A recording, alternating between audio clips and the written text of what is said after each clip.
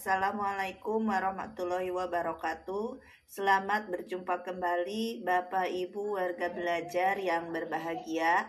Dengan saya Ane Mustikawati selaku tutor mata pelajaran sejarah paket C di PKBM Bina Pandu Mandiri. Mudah-mudahan kita semua senantiasa ada dalam lindungan Allah Subhanahu wa Ta'ala. Para warga belajar yang berbahagia, pada kesempatan saat ini saya akan menyampaikan materi pembelajaran yang berjudul Peran Indonesia dalam Perdamaian Dunia. Pembukaan Undang-Undang Dasar 1945 merupakan sumber hukum tertinggi dari hukum yang berlaku di Indonesia. Pembukaan Undang-Undang Dasar 1945 juga merupakan sumber dari motivasi dan aspirasi perjuangan serta tekad bangsa Indonesia untuk mencapai tujuannya. Pembukaan juga merupakan sumber dari cita hukum dan cita-cita moral yang ingin ditegakkan baik dalam lingkungan nasional maupun dalam hubungan pergaulan bangsa-bangsa di dunia. Berbicara tentang pergaulan Indonesia di dunia internasional, Indonesia tidak hanya fokus terhadap urusan dalam negeri. Indonesia juga ikut serta dalam menjaga perdamaian dunia. Hal ini sesuai dengan alinea keempat pembukaan dalam Undang-Undang Dasar 1945. Sebagai wujud dari politik luar negeri Indonesia, yaitu bebas aktif, ada beberapa peran Indonesia dalam menjaga perdamaian dunia, di antaranya Konferensi Asia Afrika, Misi Garuda, Deklarasi Juanda, Gerakan Non-Blok, ASEAN, OKI, dan Jakarta Informal Meeting. Yang pertama, Konferensi Asia Afrika. Latar belakangnya yang pertama yaitu dekolonisasi, yang kedua persaingan blok barat, blok timur, yang ketiga inisiatif Indonesia. Adapun peran Indonesia yang pertama inisiator, yang kedua tuan rumah, yang ketiga panitia pelaksana, yang keempat perumus Deklarasi Bandung.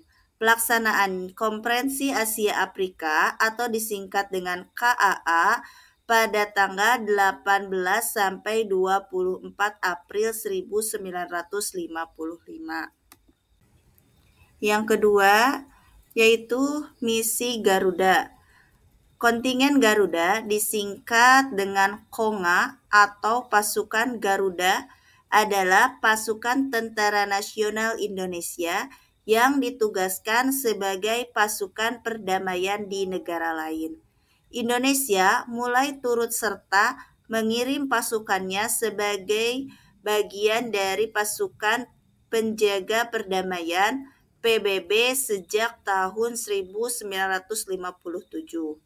Adapun tujuan dalam misi kontingen Garuda adalah negara-negara di Timur Tengah seperti Mesir, Libanon, Palestina, Irak, negara ASEAN seperti Filipina, Kamboja, dan Vietnam, juga negara Eropa Timur seperti Georgia dan Bosnia. Ketiga, Deklarasi Juanda. Deklarasi ini digagas oleh Perdana Menteri Indonesia Juanda Kartawijaya pada tanggal 13 Desember 1957. Isi dari Deklarasi Juanda bahwa Indonesia menyatakan sebagai negara kepulauan yang mempunyai corak tersendiri. Deklarasi Juanda menyatakan bahwa wilayah kedaulatan perairan Indonesia berubah menjadi 12 mil dari garis pantai menjadi utuh milik NKRI. Keempat, gerakan non-blok. Gerakan non-blok disingkat dengan GNB adalah suatu organisasi internasional yang terdiri lebih dari 100 negara.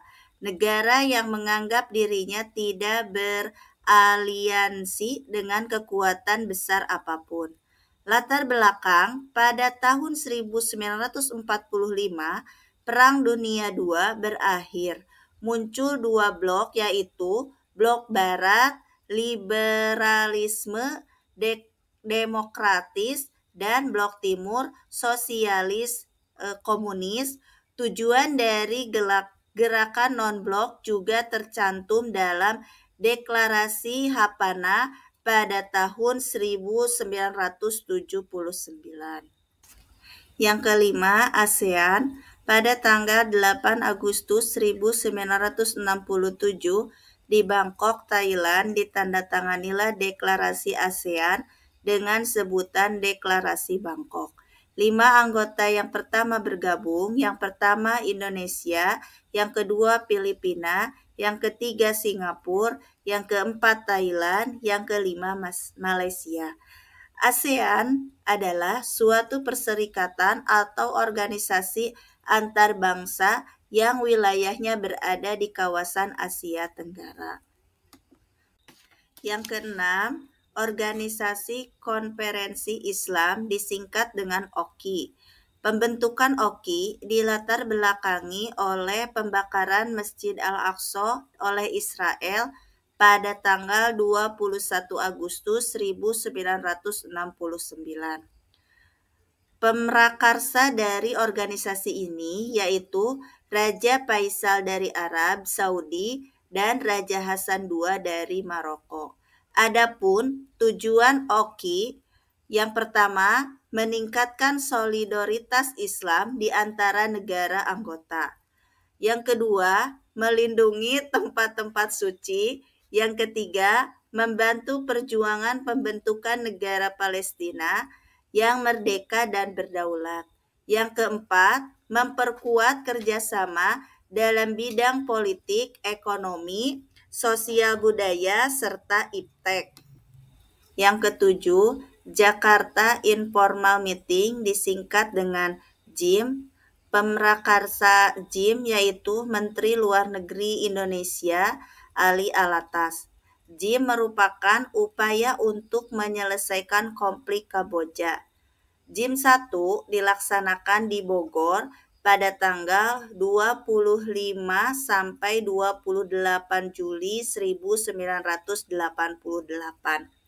Dan JIM 2 di Jakarta pada tanggal 19 sampai 21 Februari 1989.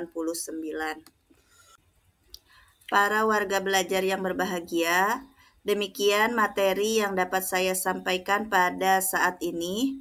Terima kasih atas segala perhatiannya, dan untuk selanjutnya jangan lupa untuk menuntaskan pembelajaran berikutnya dengan menyelesaikan penilaian. Sekian dan terima kasih. Wabillahi taufiq wal hidayah. Wassalamualaikum warahmatullahi wabarakatuh.